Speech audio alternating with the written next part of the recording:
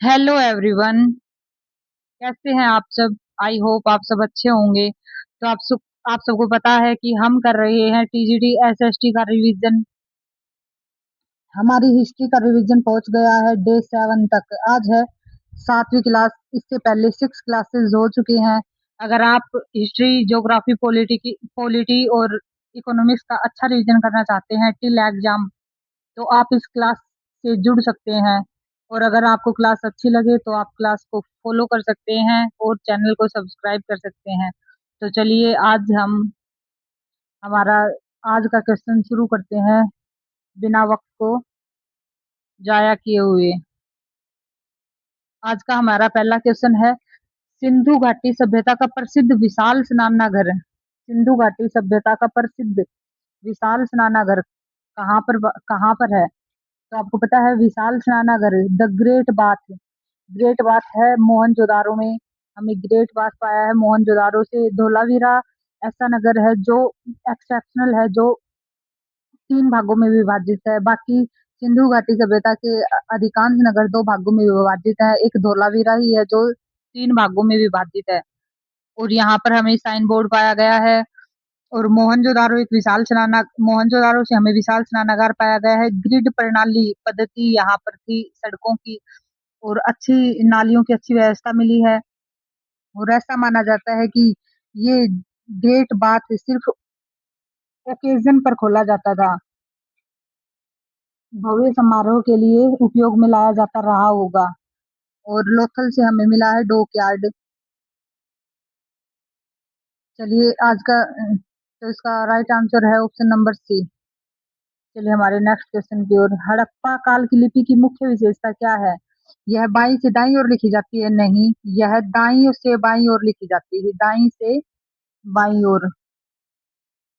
यह चित्रात्मक थी और अभी तक नहीं पढ़ी जा सकी है। बिल्कुल राइट आंसर है। हड़प्पा काल की लिपि भाव चित्रात्मक थी और यह अभी तक नहीं पढ़ी जा सकी है। इसमें 400 से अधिक चिन्ह चिन्ह पाए गए हैं जिनकी पहचान नहीं हो सकी है। तो इसका राइट आंसर है option number B. Next question. Rigveda में परुष्णी नाम से किस आधुनिक नदी को जाना जाता है? ऋग्वेद में परुष्णी नाम से जिस नदी को जाना जाता था उसे कहते हैं आज के दिन रावी। रावी नदी को परुष्णी नदी के नाम से जाना जाता था। और आपको पता है हड़प्पा भी रावी नदी के किनारे स्थित है। और रावी नदी के किनारे ही दास राज्य युद्ध का जिक्र हमें मिलता है कि दास राज्य युद्ध जो 10 राजाओं द्वारा युद्ध लड़ा गया था वो रावी नदी के किनारे पर लड़ा गया था। और परुष्णी नदी का वर्तमान नाम रावी है। दास राज्य युद्ध का जिक्र हमें कहाँ मिलता है? दास राज्य युद्ध का जिक्र हमें ऋग्वेद के 7वें मंडल में मिलता है। और झेलम का ऋग्वेद में जो नाम था उसको बोलते थे वितस्ता। चिनाब को अस्किनी और सतलुज को सतुद्री। तो इनका भी हमसे मैचिंग वाला क्वेश्चन आ सकता है। एक तरफ पुराने नाम और एक ऋग्वेद में जो नाम थे नदियों के वो, और एक तरफ जो वर्तमान में नाम है ये, तो ये भी आप प्लीज याद रखना। Next question. जैन धर्म के प्रथम तीर्थंकर कौन थे और उनका प्रतीक चिन्ह क्या था? तो जैन धर्म के प्रथम तीर्थंकर थे ऋषभ देव, जिन्हें आदिनाथ भी कहा जाता था। आदिनाथ। और जैन धर्म के ये प्रथम प्रथम तीर्थंकर थे ऋषभदेव। इनका प्रतीक चिन्ह था बैल। जैन धर्म के 23वें तीर्थंकर थे पार्श्वनाथ, और इनका प्रतीक चिन्ह है सर्प।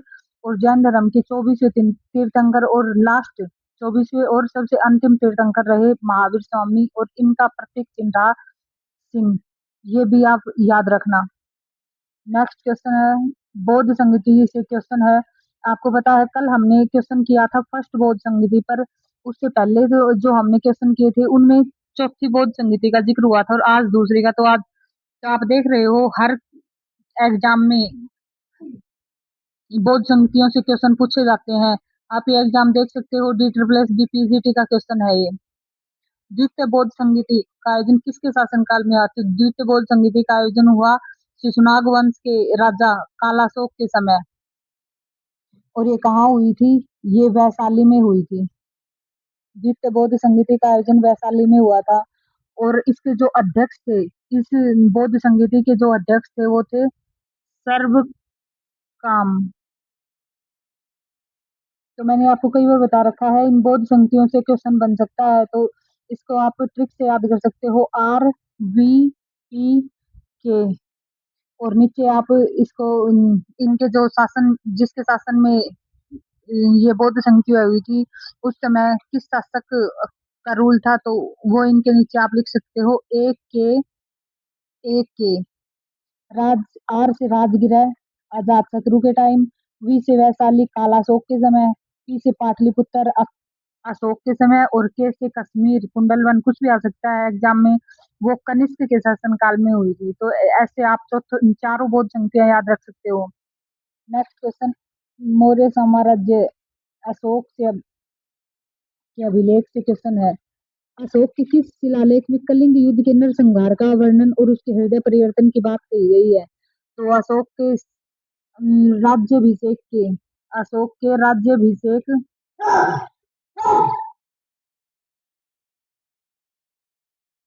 के 8वें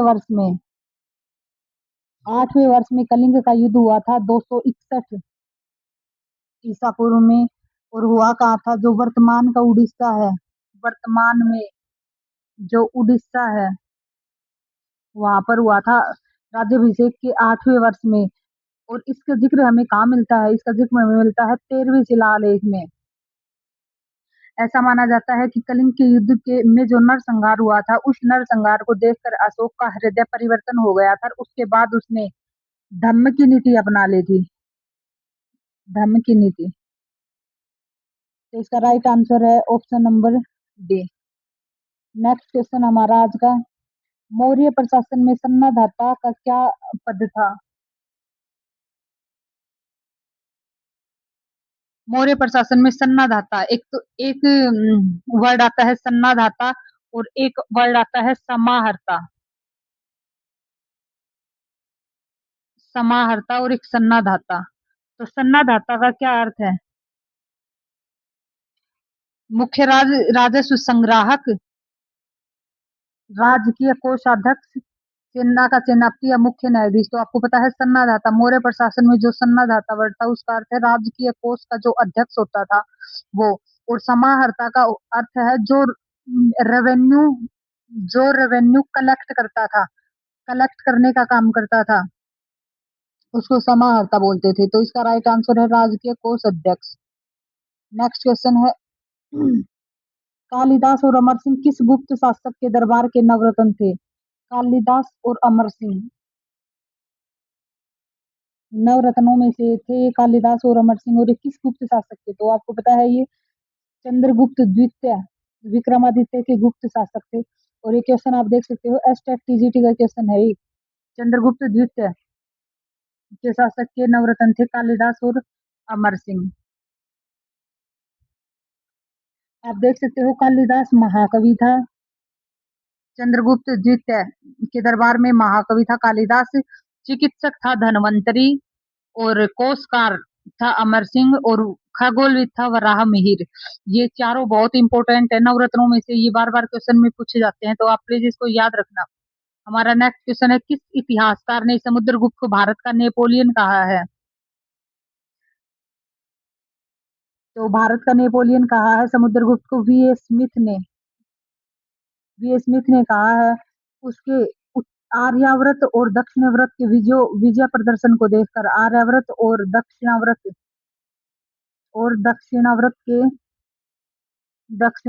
के विजय प्रदर्शन को देखकर वी ए स्मिथ ने समुद्रगुप्त को भारत का नेपोलियन कहा है। और समुद्रगुप्त की ने जो दक्षिणावर्त के राजाओं के प्रति जो नीति अपनाई थी, उसको कहते हैं गृह मोक्षानुग्रह। तो इसका राइट आंसर है ऑप्शन नंबर बी। चलते हैं नेक्स्ट क्वेश्चन की ओर। प्रसिद्ध चरक, जिन्होंने चरक संहिता लिखी, किसके राजवैद थे? तो चरक ने चरक संहिता लिखी, जो बहुत ही फेमस पुस्तक मानी जाती है चरक संहिता, वो राजवैद थे। तो वो राजवैद थे कुषाण वंश के शासक, कुषाण वंश के शासक कनिष्क के दरबार में वो राजवैद थे चरक। चीनी यात्री हेनसोंग ने किस विश्वविद्यालय में शिक्षा ग्रहण की? चीनी यात्री हेनजोंग ने जिस विश्वविद्यालय में शिक्षा ग्रहण की थी उस विद्यालय का हमसे नाम पूछा गया है और वहां का उस समय कुलपति कौन था। और ये एनवीएस पीजीटी का क्वेश्चन है। तो चीनी आप सबको पता है चीनी यात्री हेनजोंग ने नालंदा विश्वविद्यालय से शिक्षा ग्रहण की थी और उस समय वहां के कुलपति शीलभद्र थे। तक्षशिला विश्वविद्यालय के कुलपति थे चाणक्य। विक्रमशिला के अतीश दीपंकर और वल्लभी के गुणमती। तो हमसे पूछा हेनसोंग ने जिस विश्वविद्यालय से शिक्षा ग्रहण की उसको पूछा है। तो इसका राइट आंसर है नालंदा विश्वविद्यालय। और नालंदा विश्वविद्यालय की स्थापना किसने की थी? नालंदा विश्वविद्यालय की स्थापना की थी गुप्त वंश के शासक कुमार गुप्त ने। और बाद में गुप्त वंश के शासक कुमार गुप्त ने की थी। बाद में बख्तियार खिलजी ने इसको नालंदा विश्वविद्यालय को नष्ट करवा दिया था। तंजौर का प्रसिद्ध बृहदेश्वर मंदिर किस चोल शासक ने बनवाया था? तो चंदौर का प्रसिद्ध विश्व बृहदेश्वर मंदिर बनवाया था राजा प्रथम ने बनवाया था। ये जो चोल शासक थे राजराज प्रथम, उन्होंने बृहदेश्वर मंदिर का निर्माण करवाया था। और बृहदेश्वर मंदिर आपको पता है विश्व का पहला ग्रेनाइट से बना विश्व का पहला ग्रेनाइट से बना हुआ मंदिर है। ग्रेनाइट से और चोल वंश का सबसे चोल वंश के सबसे उत्कृष्ट मंदिर है ये बृहदेश्वर मंदिर, जो भगवान शिव को समर्पित है। तो इसका राइट आंसर है राजराज प्रथम। नेक्स्ट क्वेश्चन है हमारा अस्मक। अस्मक महाजनपद था। और आपको पता है महाजनपदों की जानकारी हमें क्या कहाँ से मिलती है? तो महाजनपदों की जानकारी हमें बौद्ध धर्म के अंगुतर निकाय से मिलती है, जो दक्षिण भारत में स्थित एकमात्र महाजनपद था और उसकी कैपिटल थी पोतली। नेक्स्ट क्वेश्चन, संगम साहित्य किस भाषा में लिखा गया है और प्रथम संगम की अध्यक्षता किसने की? संगम साहित्य चोल, चेर और पांड्य इनका साहित्य था। इन तीनों के जो साहित्य को मिलाकर संगम साहित्य बोला जाता था। और उस संगम साहित्य को तमिल भाषा में लिखा गया था। और इनकी जो अध्यक्षता की थी प्रथम संगम साहित्य की मदुरै में, प्रथम संगम साहित्य हुआ था मदुरै शहर में और उसकी अध्यक्षता की थी ऋषि अगस्त्य ने। नेक्स्ट क्वेश्चन है गर्तावास पिट ड्वेल्स या पिट हाउसेस भी बोल सकते हैं इनको, पिट हाउसेस। पिट हाउसेस बोलते हैं जो जमीन के अंदर गड्ढे खोदकर बनाया जाता था। तो पिट हाउसेस के एविडेंस हमें पुरातात्विक एविडेंस हमें कहाँ से मिले हैं? ये मिले हैं हमें बुर्ज होम जो कश्मीर में है। और नियोलिथिक साइट है ये बुर्ज होम। और चिराम से आपको पता है हड्डियों से बने औजार मिले हैं। मेहरगढ़ से हमें कृषि के प्राचीनतम साक्ष्य मिले हैं। और कोल्डी हवा से हमें चावल के प्रमाण मिले हैं। तो इसका राइट आंसर है बुर्ज होम। भारत पर पहला सफल मुस्लिम अरब आक्रमण 712 ईस्वी में किसके नेतृत्व में हुआ? तो 712 ईस्वी में जो मुस्लिम आक्रमण हुआ था भारत पर, तब उस समय रूल था मोहम्मद बिन कासिम का। मोहम्मद बिन कासिम के नेतृत्व में हुआ था अरब आक्रमण भारत पर। और कुतुबुद्दीन ऐबक का तो आपको पता ही है, कुतुबुद्दीन ऐबक ने गुलाम वंश की स्थापना की। मोहम्मद गौरी ने तराइन के युद्ध में पृथ्वीराज चौहान को हराया था।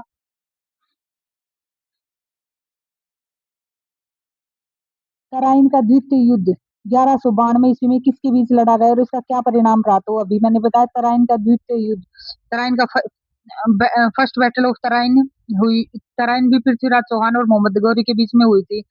लेकिन फर्स्ट बैटल में पृथ्वीराज चौहान तो जीत गया था और मोहम्मद गौरी हार गया था। लेकिन उसके बाद सेकंड बैटल अगले ही साल 1192 में हुई। तो उसका परिणाम ये रहा कि पृथ्वीराज चौहान हार गया और मोहम्मद गौरी जीत गया। मोहम्मद गौरी जीत गया। तो इसका राइट आंसर ये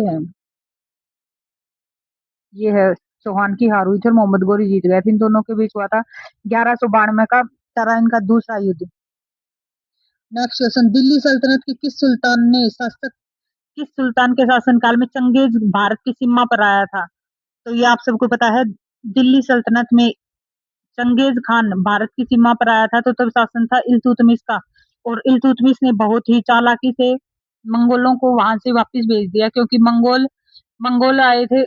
मंगोलों में जो चंगेज खान था वो आया था बरनी बरनी का पीछा करते हुए, परंतु इल्तुतमिश ने बरनी को दिल्ली में जगह नहीं दी और चंगेज खान वहीं से वापस चला गया। तो इसका राइट आंसर है इल्तुतमिश। और सबसे ज्यादा मंगोलों का आक्रमण किसके शासन में हुआ? वो हुआ अलाउद्दीन खिलजी के शासन में। नेक्स्ट क्वेश्चन, दिल्ली की प्रसिद्ध कुवैत उल इस्लाम मस्जिद और 2.5 दिन का झोपड़ा किसने बनवाया था? एनवीएसटीजीटी का क्वेश्चन है। 2.5 दिन का झोपड़ा अजमेर में है। अजमेर में है। और कुवैत उल इस्लाम मस्जिद है दिल्ली में। तो इनका निर्माण करवाया था कुतुबुद्दीन ऐबक ने। और कुतुबुद्दीन ऐबक ने ही दिल्ली में की कुतुब मीनार का निर्माण शुरू करवाया था, परंतु उसको पूरा करवाया बाद में उसी के जवाई इल्तुतमिश ने, जो नेक्स्ट रूलर था गुलाम वंश का। सैनिकों का हुलिया लिखने और घोड़ों को दागने की प्रथा किसने शुरू की थी? DPPCT का क्वेश्चन है। सैनिकों का हुलिया लिखने और घोड़ों को दागने की प्रथा किसने शुरू की थी? तो ये शुरू की थी अलाउद्दीन खिलजी में। आपको पता है अलाउद्दीन खिलजी के शासनकाल में मंगोलों का सबसे ज्यादा बार आक्रमण हुआ। नेक्स्ट क्वेश्चन है, मोहम्मद बिन तुगलक द्वारा किए गए निम्नलिखित प्रयोगों को सही कालानुक्रम में व्यवस्थित करो। मोहम्मद बिन तुगलक ने अपने कार्यकाल में कई अभियान चलाए थे, कई काम किए थे, परंतु वो सारे कार्य उसके असफल रहे। असफल मोहम्मद बिन तुगलक के। तो उसने सबसे पहले क्या किया था? उसने सबसे पहले किया था दोआब में कर वृद्धि की थी। उसके बाद किया था, उसने अपनी राजधानी दिल्ली को दौलताबाद बसाया था। अपनी राजधानी दिल्ली से दौलताबाद स्थानांतरण की थी। दिल्ली से दौलताबाद। दौलताबाद। उसके बाद उसने सांकेतिक मुद्रा का प्रचलन किया था। और उसके बाद उसने खुरासान अभियान चलाया था। तो इसका राइट आंसर है 2134। नेक्स्ट क्वेश्चन है, दीवान ए मुश्तखराज उगाही अतिरिक्त टैक्स विभाग की स्थापना किसने की थी? तो आपको पता है, जिसके शासन में मंगोलों का ज्यादा आक्रमण हुआ, उसको ज्यादा सेना चाहिए थी। सेना को देने के लिए उसको ज्यादा पैसे चाहिए थे, तो उसने बहुत ही अतिरिक्त टैक्स भी बहुत ज्यादा बढ़ाए थे। तो उसने दीवान ए मुश्तखराज की अतिरिक्त टैक्स विभाग की स्थापना की थी। तो इसका राइट आंसर है अलाउद्दीन खिलजी। सिकंदर लोदी ने आगरा की स्थापना की थी। आगरा। बलबन ने सिजदा और पाबोस जैसी प्रथाएं चलाई थी गयासुद्दीन बलबन ने। और रक्त और लौ की नीति भी बलबन के द्वारा ही शुरू की गई थी।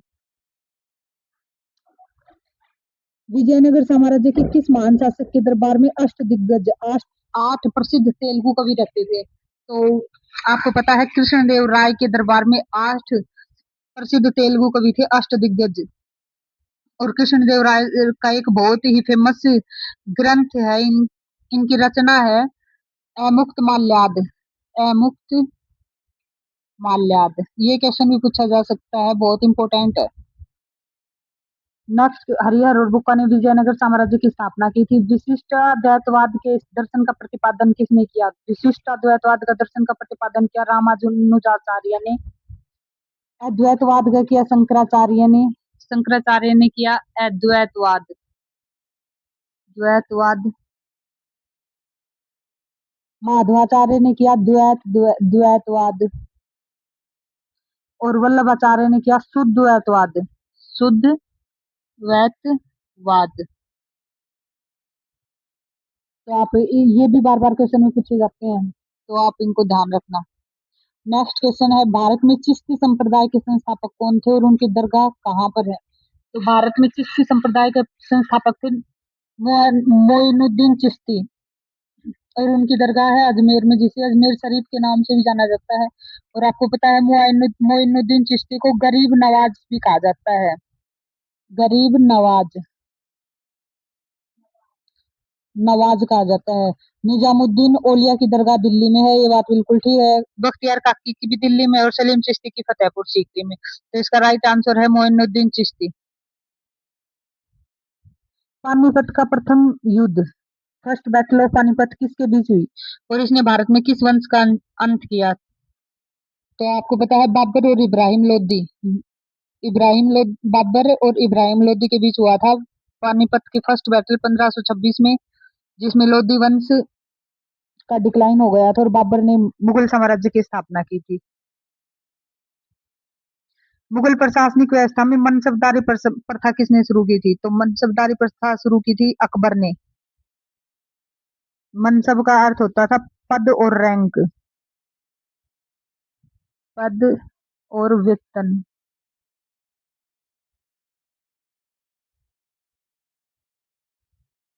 नेक्स्ट क्वेश्चन है, अकबर ने गुजरात विजय की स्मृति में फतेहपुर सीकरी में किसका निर्माण करवाया? तो अकबर ने गुजरात पर जब विजय प्राप्त की तो उसकी स्मृति में उसने फतेहपुर सीकरी में बुलंद दरवाजा बुलंद दरवाजे का निर्माण करवाया। और ये अर्धशैली वाला गुम्बद है, अर्धशैली। अर्धशैली में इस गुम्बद को, बुलंद दरवाजे को तैयार किया गया था, बुलंद दरवाजे के गुम्बद को। किस मुगल सम्राट के काल को चित्रकला का स्वर्ण युग? तो ये क्वेश्चन हमने कल भी किया था शायद। चित्रकला का स्वर्ण युग कहा जाता है जहांगीर के दरबार को, और आर्किटेक्चर स्थापत्य कला का स्वर्ण युग कहा जाता है शाहजहां के दरबार को। और औरंगजेब ने जजिया कर समाप्त किया था गैर मुस्लिमों पर। छत्रपति शिवाजी महाराज के प्रशासनिक सलाहकार को क्या कहा जाता था और उनका सर्वोच्च अधिकारी कौन होता था? जो प्रशासनिक सलाहकार होता था शिवाजी महाराज का, वही सर्वोच्च अधिकारी होता था और उसको कहते थे अष्टप्रधान पेशवा। जो प्रधानमंत्री होता था, प्रधानमंत्री होता था। और राजा के बाद पेशवा का पद सबसे ऊंचा होता था। नेक्स्ट क्वेश्चन है, भारत में पुर्तगाली साम्राज्य का वास्तविक संस्थापक? तो आपको पता है भारत में सबसे पहले पुर्तगाली कौन आया था? वास्को डी गामा आया था 1498 में। फर्स्ट जो वाइस राय था वो था फ्रांसिस्को डी अल्मीडा, लेकिन जो रियल फाउंडर माना जाता है वो माना जाता है अल्फांसो डी अल्बुकर्क को। फ्रांसिस्को डी अल्मीडा ने ब्लू वाटर पॉलिसी चलाई थी, ब्लू वाटर पॉलिसी पॉलिसी चलाई थी। नेक्स्ट क्वेश्चन, 1757 के प्लासी के युद्ध में ब्रिटिश ईस्ट इंडिया कंपनी का में सेना का नेतृत्व, तो ये तो बहुत बार हम शायद रिपीट कर चुके हैं। तो इसमें ब्रिटिश सेना का नेतृत्व किया था लॉर्ड क्लाइव ने, और मुगलों की तरफ से थे सिराजुद्दौला, जिसमें क्लाइव की जीत हुई थी और सिराजुद्दौला की हार हुई थी, क्योंकि सिराजुद्दौला को उसी के सेनापति मीर जाफर ने धोखा दिया था। स्थाई बंदोबस्त 1793 में किसके द्वारा लागू किया? ये क्वेश्चन भी इन बंदोबस्त सेटलमेंट से एक ना एक क्वेश्चन जरूर पूछा जाएगा। तो स्थाई बंदोबस्त परमानेंट सेटलमेंट शुरू किया था लॉर्ड कॉर्नवालिस ने 1793 में।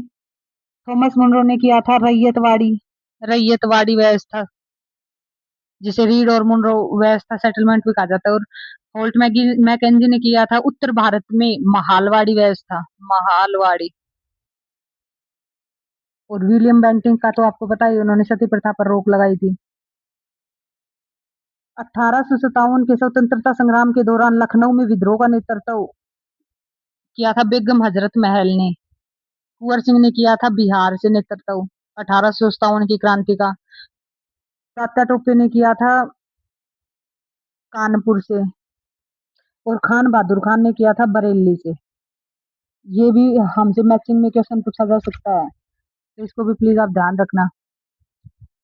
पुस्तक the Indian war of independence 1857 के लेखक कौन है, जिसने पहले स्वतंत्रता संग्राम कहा था?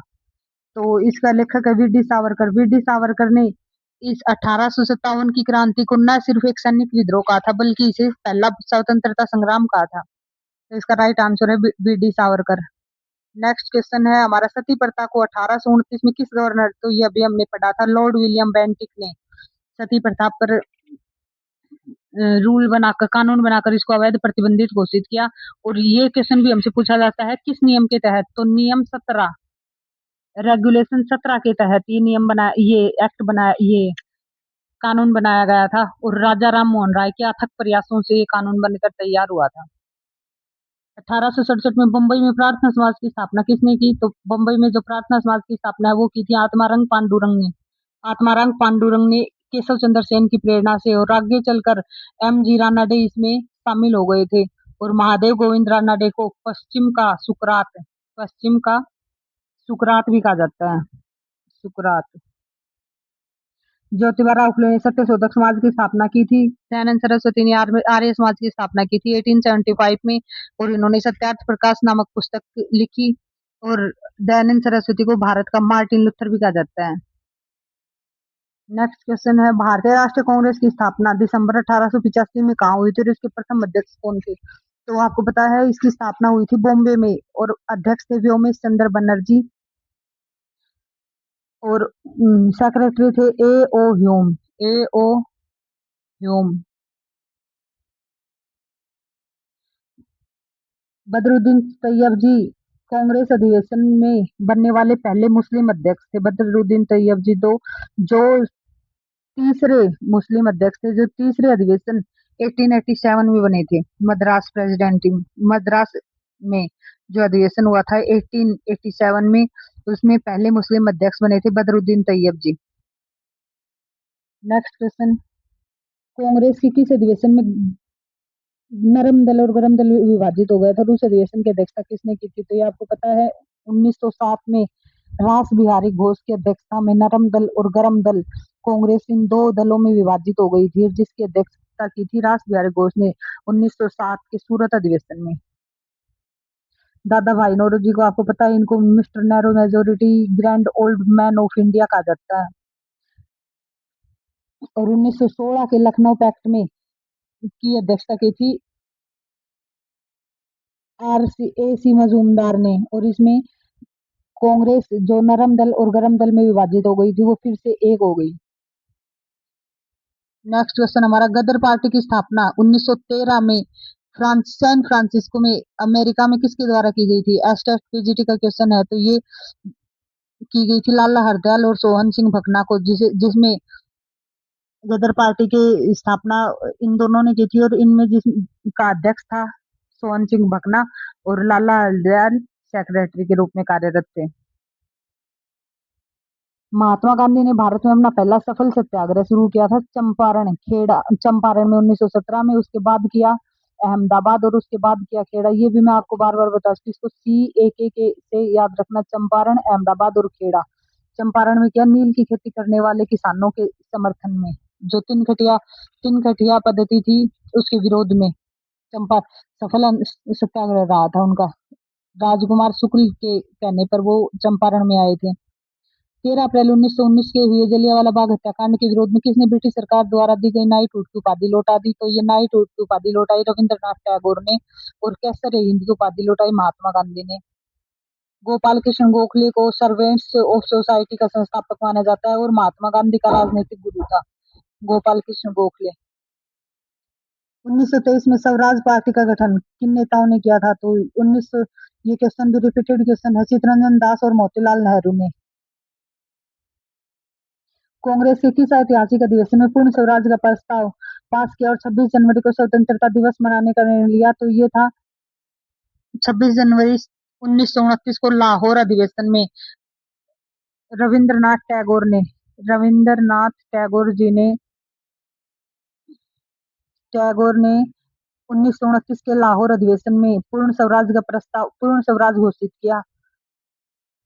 1924 के बेलगाम में महात्मा गांधी ने एकमात्र ये 1924 के बेलगाम में अध्यक्षता की थी, महात्मा गांधी ने अध्यक्षता की थी, गांधी जी ने।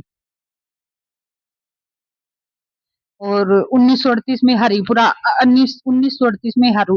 में जो अधिवेशन था उसकी अध्यक्षता की थी सुभाष चंद्र बोस ने, और उसके अगले ही साल 1939 में भी सुभाष चंद्र बोस ने अध्यक्षता की थी त्रिपुरी अधिवेशन में, और उसके बाद सुभाष चंद्र बोस ने कांग्रेस के अध्यक्ष से इस्तीफा दे दिया था और फॉरवर्ड ब्लॉक की स्थापना की थी। गांधी जी ने प्रसिद्ध दांडी मार्च किस तारीख को शुरू किया था? तो ये आपको पता है, बहुत ही फेमस क्वेश्चन है। 12 मार्च 1930 से उन्होंने शुरू किया था, और 6 अप्रैल 1930 को सुबह नमक हाथ में लेकर उन्होंने नमक कानून तोड़ा था। 78 अनुयायियों के साथ अनुयायियों के साथ उनके 78 अनुयायी थे। 240 मील की पैदल यात्रा चली थी। चलकर उन्होंने मक्का कानून तोड़ा था 6 अप्रैल 1930 को। कांग्रेस अध्यक्ष सचिव थी प्रदेनिका सुभाष चंद्र बोस ने 1939 में किस संगठन की स्थापना की? तो ये क्वेश्चन मैंने अभी आपको बता ही दिया। उन्होंने स्थापना की थी ऑल इंडिया फॉरवर्ड ब्लॉक की, और उसके बाद वो सिंगापुर चले गए और वहां पर उन्होंने की थी आजाद हिंद फौज की स्थापना। 1942 के भारत छोड़ो आंदोलन के दौरान महात्मा गांधी ने कौन सा प्रसिद्ध नारा दिया था? तो 1942 के भारत छोड़ो आंदोलन के दौरान उन्होंने नारा दिया था डू और डाई का, करो या मरो का। उसके बाद ब्रिटिश सरकार ने ऑपरेशन जीरो आवर चलाकर जो बड़े बड़े नेता थे इस आंदोलन में उनको गिरफ्तार कर लिया था। 1946 में भारत आए कैबिनेट मिशन के अध्यक्ष कौन थे? तो 1946 में भारत से कैबिनेट मिशन में 3 आदमी आए थे, 3 ब्रिटिशर्स थे। उनमें सर स्टैफोर्ड क्रिप्स, एवी अलेक्जेंडर और लॉर्ड पैथिक लॉरेंस, ये तीनों ही थे, लेकिन इसकी अध्यक्षता की थी लॉर्ड पैथिक लॉरेंस ने। नेक्स्ट क्वेश्चन, भारत में व्यापक या हड़प की नीति या डॉक्ट्रिन ऑफ लैप्स किसने लागू किया था? ये तो आपको पता है, ये नीति लागू की थी लॉर्ड डलहौजी ने। हड़प की नीति, डॉक्ट्राइन ऑफ लैप्स, इस नीति के तहत क्या होता था कि जो मेल उत्तराधिकारी नहीं होता था किसी भी राज्य का, तो उसको ब्रिटिश साम्राज्य में मिला लिया जाता था। कोई फीमेल उत्तराधिकारी या फिर अडॉप्टेड बच्चे को उत्तराधिकारी नहीं मानती थी ब्रिटिश साम्राज्य। इसमें इन्होंने जो सबसे पहले जिस राज्य को मिलाया वो था सतारा, फिर उसके बाद झांसी, फिर उसके बाद Agra and then Awadh. Next question, Bal Gangadhar तिलक द्वारा राष्ट्रवाद के प्रचार के लिए कौन सा प्रसिद्ध मराठी समाचार पत्र निकाला गया? तो बाल गंगाधर तिलक ने 2 समाचार पत्र निकाले थे, मराठी और केसरी। केसरी भी बाल गंगाधर तिलक का और मराठा भी। तो मराठी भाषा में जो समाचार पत्र था वो था केसरी, इसका सही आंसर है केसरी। और जो मराठा था वो था अंग्रेजी भाषा में, अंग्रेजी भाषा में। यंग इंडिया महात्मा गांधी के समाचार पत्र था, महात्मा गांधी का। और मूक नायक था भीमराव अंबेडकर का, भीम राव अंबेडकर का। नेक्स्ट क्वेश्चन, भारत में स्थानीय स्वशासन का जनक किसको? Father of local self government, तो आपको पता है father of local self government माना जाता है लॉर्ड रिपन को। लॉर्ड मेयो के समय जनगणना शुरू हुई थी पर वो अनऑफिशियल थी। तो father of local self government 1872 में अनऑफिशियल जनगणना शुरू हुई थी, और उसके बाद 1881 में लॉर्ड रिपन के समय ऑफिशियल जनगणना हुई थी। काकोरी ट्रेन एक्शन की घटना किस वर्ष हुई थी? तो काकोरी ट्रेन एक्शन, काकोरी कांड, जो सरकारी खजाने खजाने को लेकर जा रही ट्रेन को रास्ते में रोका था क्रांतिकारियों ने और उसको जब्त कर लिया था। तो ये घटना हुई थी 1925 में। इसमें थे राम प्रसाद बिस्मिल, अशफाक उल्ला खां और चंद्रशेखर आजाद। इल्बर्ट बिल विवाद, इल्बर्ट बिल कंट्रोवर्सी किसके कार्यकाल के दौरान हुई? तो आपको पता है इल्बर्ट बिल हुआ लॉर्ड रिपन के दौरान, लॉर्ड रिपन के दौरान हुआ, जिसमें जो जज थे उनमें उन जजों में 2 भारतीय जजों को भी शामिल किए जाने का बिल था, लेकिन अंग्रेजों ने इसका कड़ा विरोध किया और उसके बाद से ही भारत में राष्ट्रवाद का राष्ट्रवाद मजबूत हुआ।